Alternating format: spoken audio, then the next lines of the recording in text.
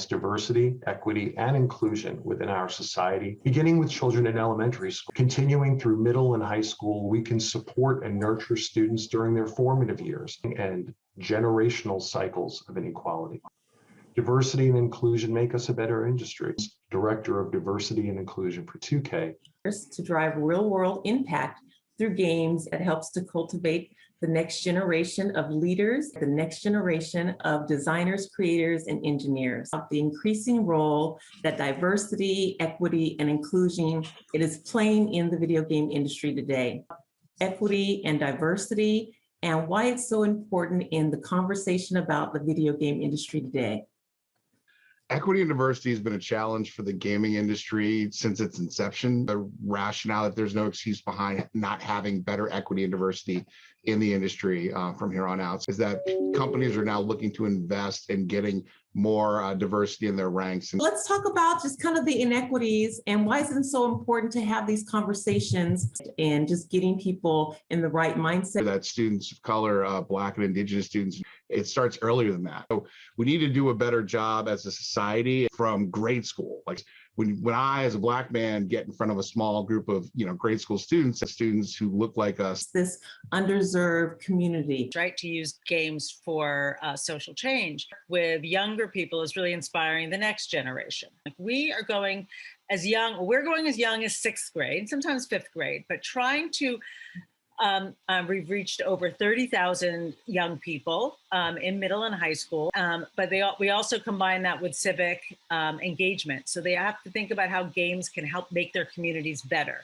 So right from the start, we can get to them at a young age. It's so important to see people who are like yourself. Diversity and equity inclusion, young women, people of color, Indigenous people, neurodiverse people together collectively, where there's going to be cohorts of Black and Indigenous people, right, is enabling us to move a generation forward, right? Nothing has changed, right? What is the gender balance of games for change? All of it, right? These sort of systemic changes, like that is the work I think we all share. And there's so much more that all of us can be doing. Not just because they're buying, they're downloading the games off of whatever at that young of an age.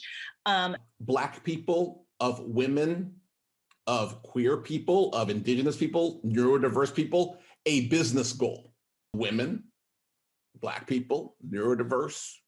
That's the real change, because it used to be, just real talk, it used to be about exceptionalism, right?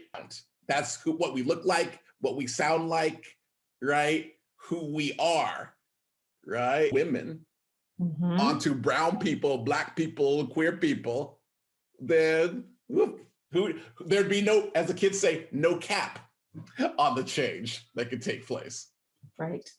Right. Deliberate with our diversity, inclusion, equity practices. Corporations really have to take that accountability and, like you said, do what's right, kind of recalibrating our minds to that.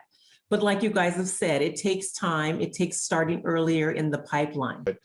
Between the inspiration of the social justice marches from last summer, if you were going to tackle this issue, this giant generational issue, what if we scale this effort up and really had an impact on society as a whole? We actually expand the medium, expanded beyond just entertainment. It's like when I look at video games, it's such an underutilized tool for social change.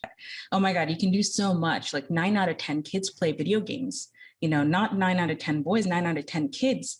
We're talking about literally changing perceptions, educating generation after generation. That power rests in the hand of like a select few, but as a social responsibility, like what are we putting out there for our kids to consume? The codependency, we are all community members in this pipeline, and we have to be active, deliberate in our processes. Within an industry that is predominantly male-dominated. Male-dominated industry, although I did envision being in a male-dominated world, and we're continually building a new world. We're actually in over 125 schools right now in New York City. And to build systemic ties as an LGBTQIA person or an ally, right? Gender or race or expression identity, we're going to help you push that rock. That's on you. It's not on me, but I can help push, right? Because I can see it. It's on you. Equity, inclusion, belonging. Not just LGBT. We just had our second Indigenous game creators panel, Indigenous creation, in diversity, equity, inclusion, and belonging. So we're going to be lifting up the people who do the work, right? Every day. Further embed themselves into the business. Investing in diversity, equity, and inclusion.